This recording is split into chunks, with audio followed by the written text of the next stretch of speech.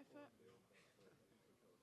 You've got to get in tight, though. You've got to huddle in tight. That's the only thing. You've literally got to sit on each other's laps to make sure it's... You've got to, like, squeeze in, get in closer. Yeah. It's all right. One day, I'll be able to afford, like, a proper posh lens. But until then, this is what we're rocking with. Right, October Red Boxing here with it's true sensation. Mr. Antwi, welcome. Thank you very much. Thank you for having me. Talk to us a little bit about your next fight, because it's a defence fight, isn't it? You are defending your recently won welterweight English welter title. So this is your first defence, and it's Conor Walker on the 11th of December. Talk to us a little bit about that.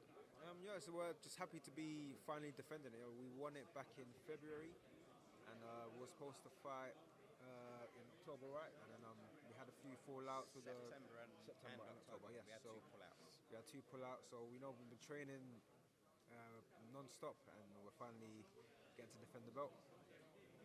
So you mentioned training non-stop. You're here with your trainer. Introduce yourself to us so we can get to know you as well. My name's Aaron McLeish. I'm Sam Antwi's trainer. And how long have you been his trainer? Coming on 5 years now. So it's fair to say that you know him particularly well. Have you carried him all the way through his pro career? No, I think from 4 or 5 fights onwards and to where he is now. So how did you end up being his trainer? How did that come into fruition? I think it was from his manager at the time came and asked if I'd have a session with him. We clicked and we just keep on moving forward. So, yeah. So what made you make the decision to say, you know what, I'm going to get a new trainer. I like the way this guy works. Let's see how it goes. It was so I was training with quite a few. I was trying to find a trainer actually at the time when I met Aaron. I was training probably about 2 or 3 coaches, and I noticed that Aaron would be the only one that didn't really, blow smoke up. He'd be like, yeah. He'll tell you when you're doing things wrong, and I like attention to small detail.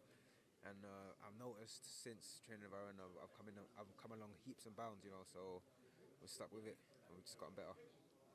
And actually, how important is that to have a trainer that's going to actually keep you down a peg or two to make you think, hold on, you still got to work hard? Because you see a lot of coaches, #yes men, that don't do that for their fighters, and then they're coming up short. Exactly, I know.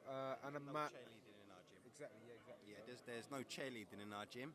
Samuel had his first 3 fights in America or whatnot, and then he came back to England. He originally turned pro with James Toney. He came back to England, and then he had to find an English trainer, and that's how we linked up basically. But no cheerleading in our gym, just facts. That's interesting. So James Toney, training in America. What made you go over there? It was my team at the time. I was training with former world champion Isaac Dogby and his dad. That's who I started boxing out with, and some things happened over there. They had to end up staying in LA. I had my daughter here as well, so I had to come back with my daughter as well. And because they spent months out here, I couldn't stop training, so I had to carry on training here. I was looking for a trainer, and actually, I thought as soon as I started with Aaron, I could see myself improving from where I left off. So it was only right.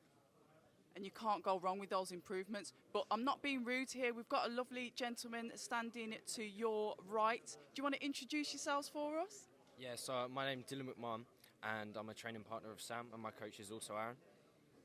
Interesting. And what weight do you fight at? I'm currently an amateur, and I'm around flyweight or 54 kg. And how many amateur bouts have you had? I've only had 2 bouts, yeah. So you are fresh in the game. Yeah. So how do you find it then, training with Samuel?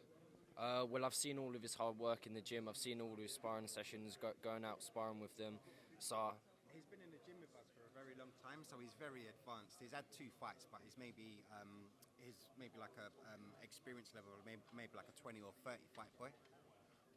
Interesting stuff. And where do you see yourself progressing? Because, okay, the amateur, it can lead either way, can't it? You can push forward and think, okay, the Olympic route, or you can say, you know what, pros. So what are you thinking at? I know it's early, 2 fights in, but what are you thinking at the moment? Definitely being an established amateur, going down the amateur route. Hopefully get myself into Team GB, compete for that, and then go on the pros and, follow Sam's footsteps. How old are you at the moment? I'm 19. Perfect age. Brilliant. So let's talk a little bit about the fight style that comes out of your gym. You mentioned that you've improved under your trainer's tactics, the way that he teaches you. What improvements have you made, and how has he benefited you moving forward? It's just less mistakes. He's we're aiming for perfection. If we don't get perfection, we get the next closest thing to it. And I'm making a lot less mistakes now. I think my boxing all round is cleaner. I can punch moving forwards. I can go going backwards. It's all round. So we're just taking any holes that they might see in the game. We're just eliminating the holes, and being a perfect boxer. So what do you know about your opponent? And I'm one of these that likes to get into the mindset of a fighter. Fighters often say that they have a plan. Do you have a plan for your opponent, or are you someone that, say, for example, a short notice fight that he pulls out? You said you've had fighters that have pulled out.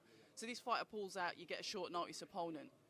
How would you plan for that short notice? Or are you more of an instinctive fighter? Is what I'm getting at. Really, we don't know much about Conor Walker. My coach does all the video research. My coach does all the studying. He shows me little clips here and there, and he figures out the holes. He figures out the strengths, the weaknesses, and we adjust in the ring mainly. So we don't go in with one game plan, So once we get in there, we feel like the opponent, and we take it from there. Able to adapt. Exactly. And that adaptability is really important. And as a trainer, you're like the third eye in the corner. Maybe something that Samuel can't see, you'll pick it up and let him make those adjustments. So when you talk about your style of training then, let us know a little bit about you, how you got into training. How did you get involved in the sport of boxing? I've probably been around boxing for over 20 years. Had my first national champion 2010. Tried to get a few champions every year after. Won 2 championships with Samuel so far. We've done the Southern area and the English and the pro level. We just make champions in our gym. And mentioning the gym, what actual gym is it? Because I don't even think I've asked you that. Currently based at Buddha Box in Mayfair. So shout out. Oh, quite posh. Are you posh boys, are you? Far from, but it's a nice setup. Yeah, it's a nice setup. I'm very grateful. So you say so far, are you intending to set up your own gym? No, we're actually based at Buddha Box, and so we're happy where we are. And how many fighters have you got so far? I have Sam's my only pro at the moment. We're currently talking to a few other lot, but I keep my team very small, and everyone on my team, they've got something about them. I've got a set of amateurs coming through as well. And that is the future with the amateurs. I mean, it's good to keep a small team because then you can share yourself out proportionately with the fighters, so you're not literally dragged from pillar to post. My butter too thin, so everyone that I got, they get my utmost attention, and we just make improvements every day. Well, we can see that by your fighter continuously winning and now going up for his defence. Guys, I'm not going to keep you any longer, but do you want to shout out your sponsors? Let us know how we can find you on social media, and obviously announce your next fight date. 100% Touch Tweener is my main sponsors. Touch Tweener. Touch Tweener. These guys right here. They sports do and medical therapy. They're based in Kentish Town. Best in the business, and we're thankful and grateful. Best in the business. Shout out to Buddha Box as well, our training camp, our training gym, and follow us on social media. We're Pyramid Boxing on Instagram and Twitter. True Sensation on Instagram, Twitter. Dylan McMahon on Instagram. Nice one, gentlemen. October Red Boxing, thank you so much for taking the time to speak to us today. Thank you very much. Thank you. Cheers. Hi, and thank you for watching October Red Boxing. Like, subscribe, and tap the bell for notifications.